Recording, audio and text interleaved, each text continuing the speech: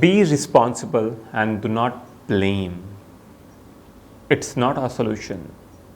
हम अगर खुद से रिस्पॉन्सिबिलिटी लें, यानी हम अपनी रिस्पॉन्सिबिलिटी लें कि आज ये मैंने काम करके रहना है और ये मेरी ज़िम्मेदारी है और इसकी अकाउंटेबिलिटी मैं लूँ, तो हम उस चीज़ को प्रॉपर्ली काम करें और उसका सरअंजाम दे, कंप्लीट करें उस टास्क को, ना कि ये कि हम कंप्लेन करें और डिमांड करें कि ये चीज़ इसको करनी चाहिए थी, इसको करनी चाहिए, दूसरों पे उंगलियां उठाएं।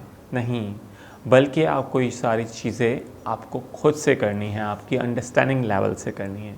अगर आपका अंडरस्टैंडिंग लेवल से अगर आप खुद से नहीं करेंगे चीज़ें, तो फिर क्या है लाइफ में, आप रुक जाएंगे, आप कंप्लेन करते रहेंगे। जहाँ आपकी सक्सेस बढ़ने वाली होगी आप वहाँ रुक जाएंगे या फिर नीचे डाउनवर्ड्स चले जाएंगे।